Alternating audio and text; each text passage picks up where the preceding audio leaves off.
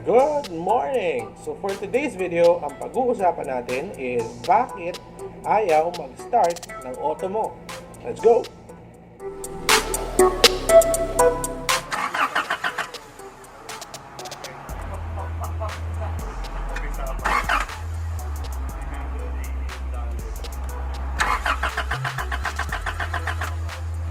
Ganito rin kaya yung auto mo. If you have a Honda and you're experiencing something similar to this, then this video is for you. We're going to look at what are the possible reasons why a 1994 Honda Accord or any other Hondas may have a difficulty starting up. So we'll discuss the symptoms and how to easily fix the problem. Let's go!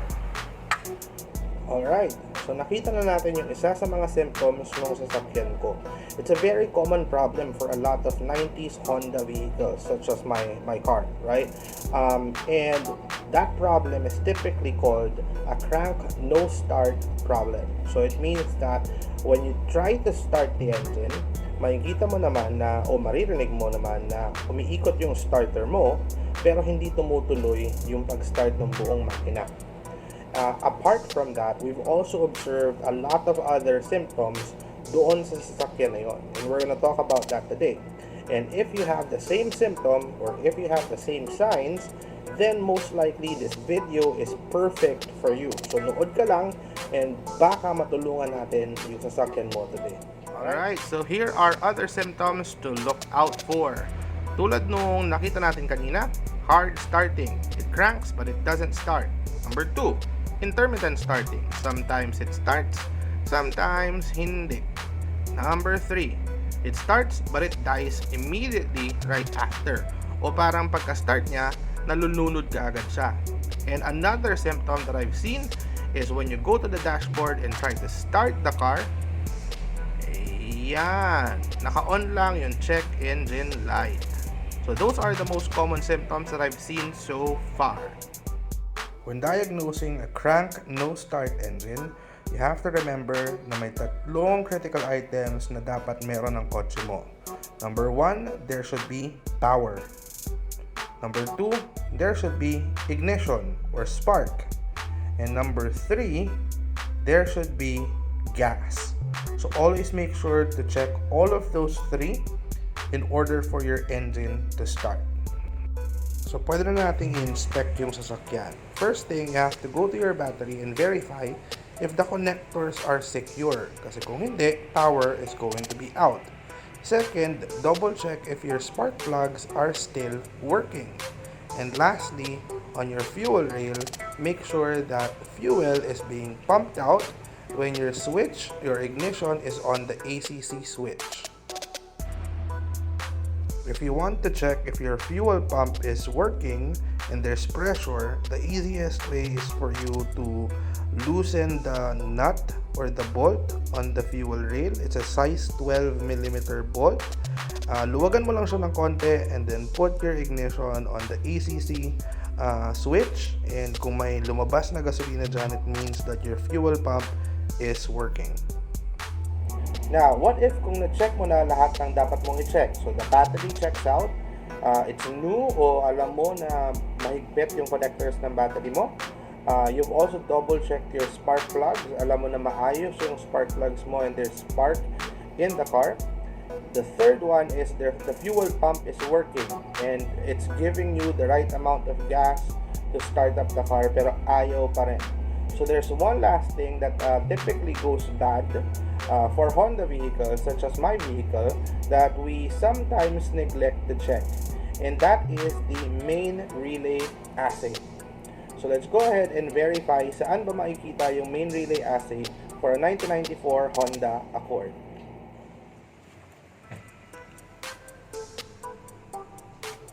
Yung main relay nung sasakyan ko is under the driver side or under the steering column. So, dyan sa bandang yan. So, you have to remove the panel right below the steering column para ma-access yung relay. Okay, so right underneath the steering column, you will see a brown connector there.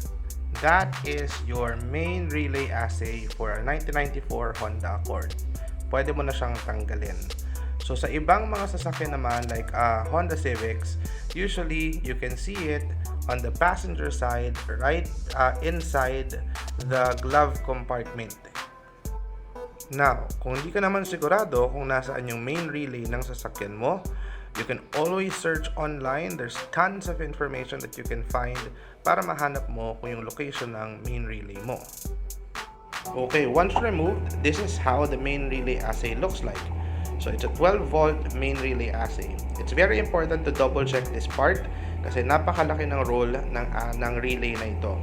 So you can open the assay by clicking on the tabs on both sides of the assay. So you'll notice that when you open it or when you pull out the main relay from the box there, you will see two separate relays. So one of these relays control and communicate with the computer box. It tells the computer box how much electricity and how much gas to use, while the other relay controls your fuel pump. So it tells your fuel pump to pump gas whenever you're starting the vehicle. So pag ito yung nasira o ito yung may problema, kahit na okay lahat ng other components, magkakaroon ka ng mga symptoms na nakita natin kanina. This typically goes bad kasi sa init sa Pilipinas, right? Every time umiinit, yung mga solder niya, lumabo. Teka, adjust lang natin. There, yung mga solder niya, pwedeng matunaw, mag-contract, and then mag-expand, mag-contract, at mag-expand, paulit-ulit. And sa katagalan, nasisira yung mga solder. So, look at this example. This solder is cracked. This solder is cracked. At dahil cracked yung solder, nawawala yung circuit at hindi nagpa-function yung mga relay, causing the no start crank issue. Alright, so nahanap na natin yung problema. So there are two ways for you to fix the main relay assay. Kasi napaka-common sa mga Honda na masira to sa katagalan at dahil mainit sa Pilipinas, nasisira yung mga solder. So it's either i-resolder mo lang yung mga areas kung saan nabasag o nag-crack yung solder para mabuo ulit yung circuit, or you can also buy a second-hand relay online. So sa Facebook, marami yan.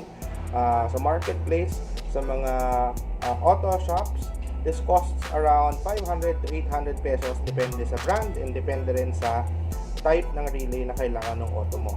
For me, I bought this for 800 pesos and I installed it to the same socket na pinagtanggalan natin. And let's see what happens after the new relay has been installed.